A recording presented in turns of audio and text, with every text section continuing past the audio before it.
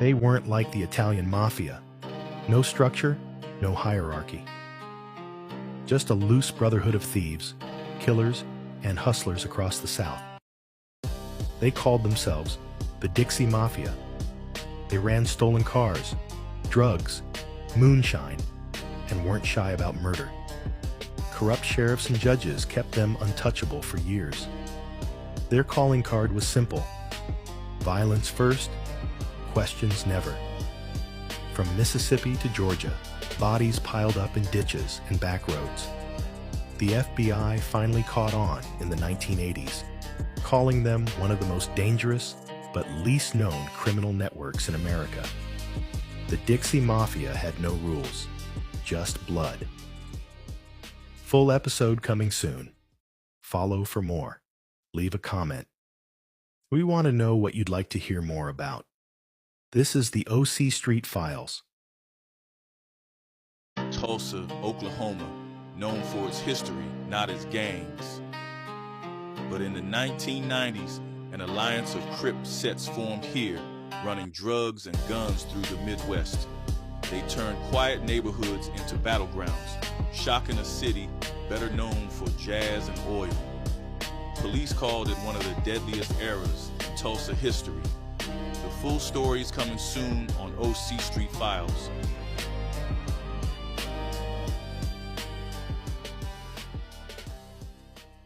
In Dayton, Ohio, a group calling themselves the Taliban ran the streets in the early 2000s. They controlled crack houses, carried AKs, and spread fear across the city.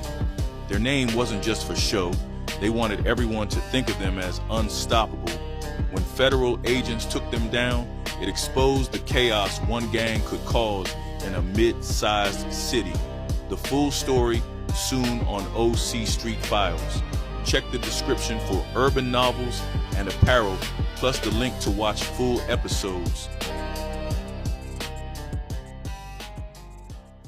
Viewer discretion is advised. We do not condone or glorify organized crime, gang activity, or violence. This episode is for educational and informative purposes only.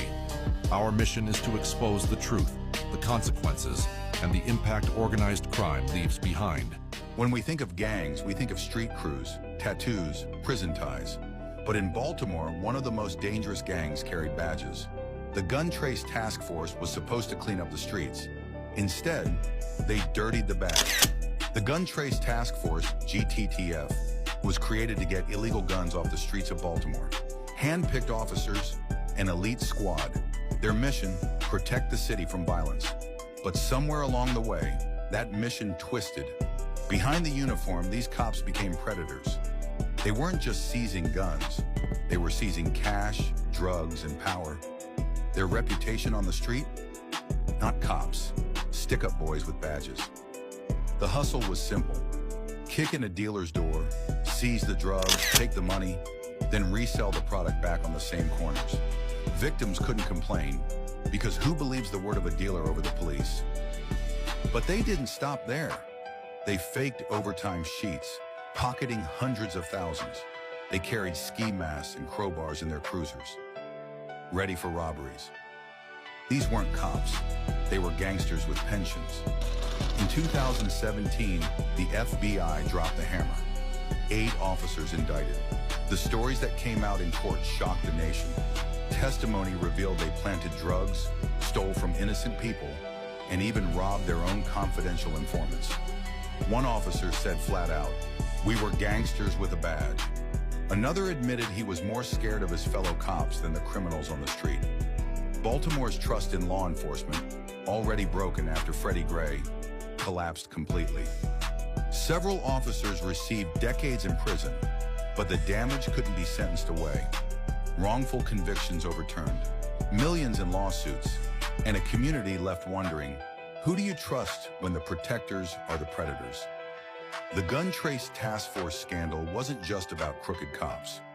It was about a city caught between gangs on the corners and gangs in uniform. Different colors, same destruction. Canada may be known for maple syrup and politeness, but in the shadows, a much colder business was booming. Cocaine. By the late 1970s and early 80s, biker gangs like the Hells Angels and the Rock Machine weren't just running small-town bars. They were setting up entire drug empires.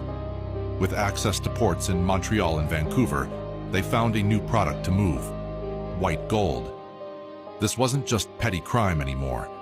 This was the birth of what would later be called the Snow Cartels. But every empire starts somewhere.